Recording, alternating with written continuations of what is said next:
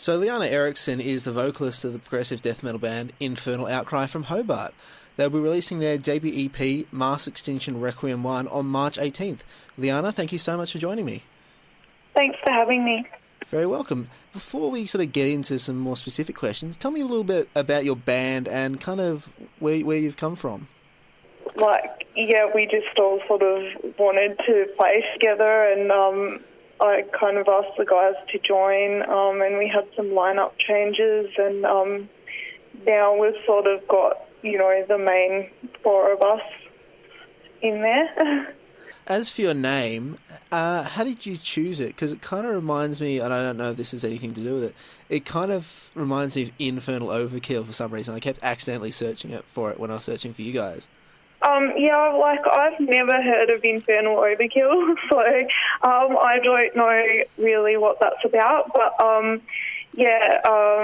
guitarist Dan, he was really into this Dream Theater song called Outcry, and he really wanted to call the band that, and I actually hated that name. And also it was totally taken, as you can imagine, with the millions of bands around the world, it's pretty hard to find one that's unique. So I contributed the Infernal to it, which Dan didn't like. But so, we reached a compromise that way. And I applaud your addition. Now, your logo was designed by, I don't know how to pronounce this, but I don't either. I'm going to have a go. Christophe Japalgiel.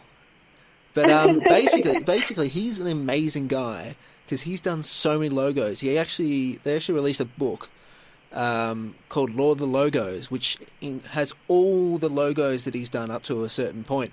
How did you guys sort of engage with him, and what was the process like for getting a logo done by him? Well, he was really great. He's a really funny guy. His emails are really wordy, I don't know how good his English is, but he communicates fairly well. But he's just a kind of an intense character. He's really awesome to work with. He sort of was really cheap. As well, we were so surprised how inexpensive it was to get him to draw a logo for us, and we were really happy with the results. Basically, our logo is all about the golden ratio, which is this geometric sort of mathematical thingy that's to do with a divine proportions or something. And the I and the O combined is sort of the symbol for that. It's sort of got the Fibonacci spiral in there as well, which is a way to derive that equation mathematically. Really cool. Now, you guys are from Hobart, and it's kind of, when I talk to some bands, I interviewed Hammerfall a little while back, and despite being around since, 93, selling hundreds of thousands of albums, they were only just coming to Australia, I think, the end of last year, because Australia is sort of so far away from everything. Now, if you take that, you take Hobart. Hobart's a little bit further away from everything else. Do you feel that difficulty, sort of being a bit far away from even the mainland of Australia? Yeah, definitely. It is a lot harder because it's just any time we want to play a show on the mainland, it's just automatically there's that extra expense of having to get a plane. So, it does make it more difficult. Now, speaking another band from Australia, Psychroptic, are they an inspiration to you guys at all? Yeah, we love their music, and we actually had Joe Haley produce and engineer our album, and we were really happy with his work, and he was really generous with his time and down to earth and stuff, and he did a radio edit of our song Eclipse, because we were told that heaps of radio stations wouldn't play it because it was over 7 minutes long.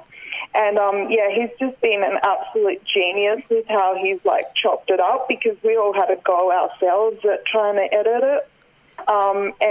Just the way he came up with editing it was really fantastic. So he's a bit of a genius. Awesome. I can attest that I will play a full 7-minute song, so that's all right. Oh, cool. Now, you mentioned earlier the 4 of you. There are actually sort of 5 spots in the band. You, vocalist, 2 guitarists, a bassist and a drummer. I believe your drummer, Luke, left late last year. Have you had any luck finding a new drummer? Not really. We actually recruited a session drummer, and he was going to, like, shoot the music videos with us. But, like, literally less than 2 days before we were about to shoot, he dislocated his knee really badly and was advised that he couldn't even fly down at all. So we had to get someone to fill in for that, which luckily we were able to find someone. Totally saved us. But, we sort of don't really know what the situation there is, and Luke sort of told us that he would like to move back down to Hobart if he can find work down here, so I actually don't know what's going on. Fair enough. Now, onto the EP. I want to talk a little bit about your lyrics, because there was sort of an interesting part on the press release sort of explaining kind of your intent. I'm going to quote: you sort of aim to explore the emotional conflict arising from the awareness of our mortality, particularly in relation to the unstable and artificial nature of our global civilization and its negative impacts on the world. Now, in terms of your inspiration, do you sort of derive that from kind of things going on now, or sort of some other sources? Basically, like, I suppose I'm quite misanthropic, and I really hate people, and, I'm probably a pessimist and an idealist at the same time, which is kind of like a problematic combination, I guess. I basically do sort of get inspiration from, like, external stimuli, and then I sort of ruminate on that, and I have a very keen sense of justice, and I get quite an indignant rage in that regard. So that's basically where I'm coming from with all of it, I think. Now, you guys, for this EP, I believe you received the Tasmanian Regional Arts Fund? Yes. Now, how did that go? What was the process for that? Well, I think, basically we just had to work really hard to jump through all the loopholes in the application and everything like that. And, we were really stoked when we were successful with that. I think that one was a little bit easier to get than the Arts Tasmania grant, which is a lot more well-known and popular. But so then we got the Arts Tasmania one for the music video. I think in part because we'd been successful with the Tasmanian Regional Arts Fund, that sort of helped us to get the next one. Now, when Ouroboros, they got a grant from, I think it was the national government, there was kind of a bit of... the Australia Council. Yeah. Was there any sort of... I know I didn't necessarily see the same kind of media attention, but was there any sort of issues with the fact that you're kind of a heavy metal band, and the fact is it's kind of an outsider form of music? I don't think so. I mean, we were really stoked that they were, happy to take our music seriously, and, that they didn't seem to discriminate against us, obviously, because they gave us the money, so... I'm not sure what kind of issues Ouroboros had with that. I think it wasn't like any issues with the actual grant. It was just some know-it-alls in the media were complaining that a heavy metal band was actually considered rationally by the board. So. Oh, right, I see. So they just were criticised. I guess because it was such a small grant, that is not so well known. I don't think anyone really cares. Whereas the Australia Council grants are really hard to get. We have actually applied for a few And we've been told that there is someone on the board there who really likes our music, but our applications weren't good enough, so we have to, revise how we're sort of doing all the planning and everything. Now, one thing I really liked in the album was your clean vocals, sort of particularly in Eclipsed, and I felt they really drew upon a different part of the music. You kind of got the very sort of technical part, and then kind of a more proggy part, which really sort of accentuates your vocals. Have they sort of always been part of your music, or have you introduced them over time? Well, Eclipsed is the third song that we wrote together, and it's the first song where I had the clean vocals in there.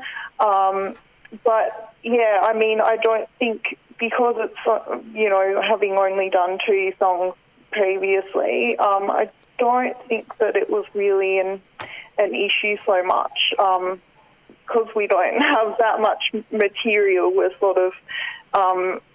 we've got an emphasis on quality over quantity. And so Eclipse has always been in our set sort of, from the beginning. So I don't think it was, there was a problem with that. But really I only put in those clean vocals when it works with the music. Like, I would never try and put it in there if it wasn't going to work. So given that song is... so when did you first start writing that song? Oh, gosh. Probably in 2011 or 2012, something like that. Yeah. So how's that song sort of developed? Because it's sort of had in that way, kind of a long life cycle in a way. It's almost 4 years, I guess. Yeah, no, I mean, once we had it finished, it's sort of been the way it was for a time. But, yeah, as I said before, like, Joe has done that radio edit version, and which has also been the music video version because, we were also advised that people have short attention spans when it comes to videos, and obviously, the expense of having to, like, record a video as well. So, yeah, that's been the main thing, like, sort of, I suppose it's kind of like once we work really hard on it and then once it's done sort of thing. Now, I want to ask you kind of a few more personal questions. First off, how did you get into death metal? I talk to a guy from a band, and it's kind of really fascinating to get people's perspectives on how they get into music, like particular forms of music. So how did you get into death metal? Well, my brother, he was really into metal, and he's my stepbrother, and he lives in Denmark, so I don't see him very often. But when I was in my early teens, he introduced me to the band Carcass. And I just fell in love with them. Like, I never liked metal until I heard them. Like, I'd heard Metallica and I'd heard Iron Maiden, but I just didn't get it, and I just didn't like it. And, yeah, then when I heard Carcass, it all just kind of clicked for me, and, yeah, I just fell in love with it. Which album? Swan Song. Okay, that makes sense. I know a lot of people hate that, but I love that album, and I don't care what people say. It's a great album, and, from there on, I went and listened to, Heartwork and Necroticism and even, like, the really early stuff, and, there's just something about the way Bill Steers riffs, even, in those crappy early recordings where you can barely hear what's going on, you can still hear that melodicism and that groove that he's got that is just magical. I was going to say it's a little easier to get into something like Heartwork or their last. Well, actually, it's not their last album. Their second last album. Then something like Reek of Putrefaction. Yeah, but I still think it has a lot of merit. I just wish, that those recordings were better produced, but you know, I guess they were just doing what they could at the time. In terms of your vocal style, is there any particular influences you sort of have that? There was any band or any particular vocalist you sort of were trying to emulate, or maybe just subtly influence you? Well, it's all Jeff Walker and Chuck Schuldiner. I was gonna say, because I wrote on my notes, you know, I've got the question there now, I've sort of written under that, I feel an affinity for death. Yes, yes. They're absolutely top of the, up there with Carcass. Like, I absolutely love Death so much. I think maybe I would say I prefer them a little bit just because the production there is just that little bit more consistent. But, yeah, they're really closely tied. In terms of, like, actually learning how to do death metal vocals, I think it's kind of, I don't think it's raised enough, like, because it's kind of more standard how you learn how to play a guitar, you know, you do all the things, and you're playing with distortion on top. But with doing actual, you know, harsh vocals, there's kind of a lot to learn. I don't think people kind of think about that much. Was there any kind? How did you go about learning that, especially being a woman? And my friend at least tells me that there's differences. There's definite differences in how you're supposed to learn the styles. In terms of between men and women, or in terms of between the different styles? No, well, in terms of men and women doing sort of harsh vocals, especially death metal vocals. Yeah, I mean, it's something that I have been recently pondering, actually, you know, what kinds of differences there are, like, in anatomy and physically in capability, but just in terms of endurance especially, and I just, you know, like, men just are made of more muscle than women, so I don't know the answer to that question, really. Is being a heavy metal vocalist, that's something you've always wanted to do, or you sort of pick it up at some stage in your life? Well, I suppose I got more and more into metal in my teens and stuff. I guess it was when I heard Kitty that I realised that there were women out there doing that kind of thing. So then I just was like, oh, well, if they're doing that, then maybe I can learn a Carcass song. So then I just experimented with that, and it didn't go so well at first, but I persisted and figured it out after a while. Awesome. Is there any other sort of female members of bands that you have been particularly inspired by? Not metal bands, no, not at all. What about non-metal bands? Yeah, like I was really into grunge before I got into metal, so Courtney Love, and I'm heaps into, like, other stuff that's not metal, so I have a lot of women that I admire outside of that, but you probably don't want to know about No, that's right. It's free range. I'm not judging. I mean, I love the first 3 Coldplay albums, so there's no judgment here. Well, I'm like a massive Mariah Carey fan, and I don't really care what people think. I went to see her in concert, and I've been to see Britney Spears in concert, and I don't apologise for it. So yeah. Nor should you. As a woman in a unfortunately very, very male dominant, at least in stage presence, sort of arena. Do you feel that, or do you just feel like you're just another sort of person up there? Well, I did have a guy tell me that my vocals were pretty good for a woman. So, but, you know, I guess that's not really surprising. That's the sort of thing that happens. I'm becoming more and more aware of just how up, like, our culture is and the gender inequality out there. But I think there's a lot of bad stuff that men have to deal with as well, and that doesn't get recognised really.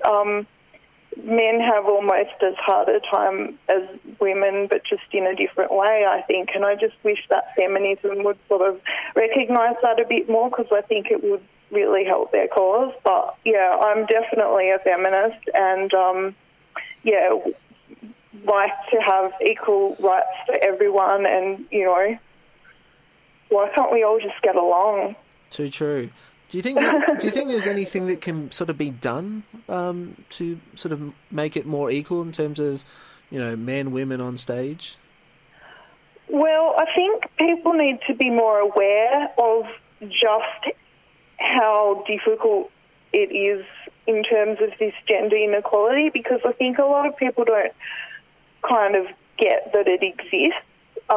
Like, it's part of our culture to just naively sort of not realise and not be aware of this, like, really subtle sexism that just kind of bubbles away under the surface.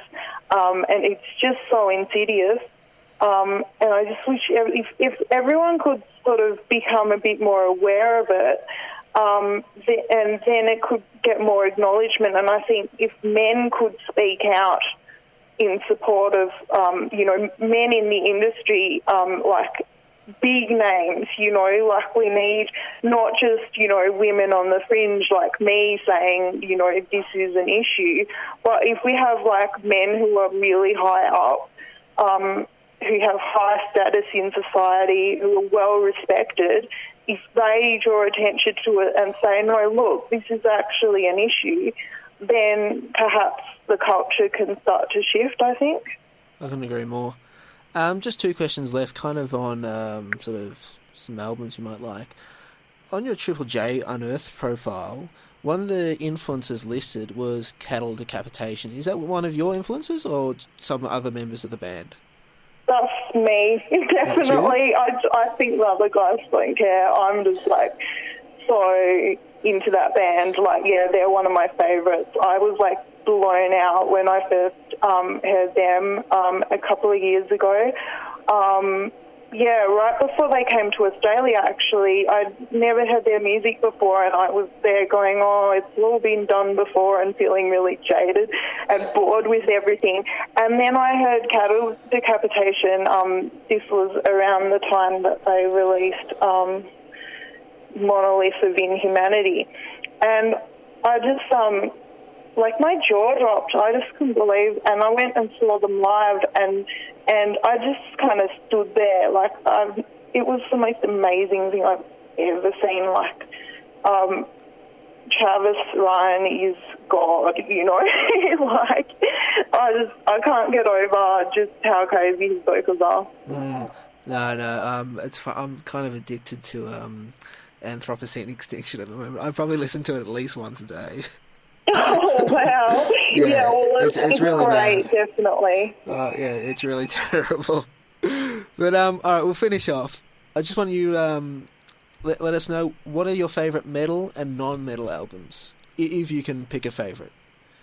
Oh, gosh, it's so hard.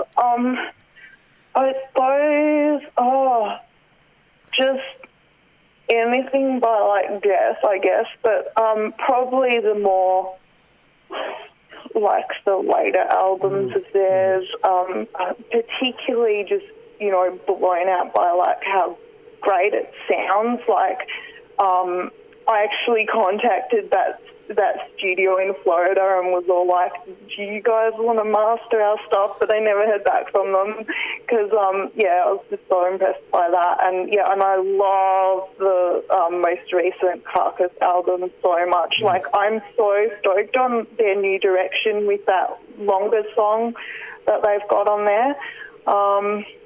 So that in terms of metal, I suppose. And, the Faceless. Yeah, the most recent Faceless album just, like, blows my mind. Like, the saxophone solo that they've got on there and everything, I'm just like, whoa, who would have thought that would even be a thing that could even work? And, yeah, non-metal albums, oh, God, like, just, you know, probably, like, R&B stuff, like, Mariah Carey and En Vogue and things like that. Yeah. Well, Liana, I really appreciate you being here. I really appreciate your perspective on things. All right, well, thanks so much for your time. Thank you. So Liana Eriksen is the vocalist of the progressive death metal band Infernal Outcry from Hobart, and they'll be releasing their debut EP, Extinction Requiem 1, on March 18th.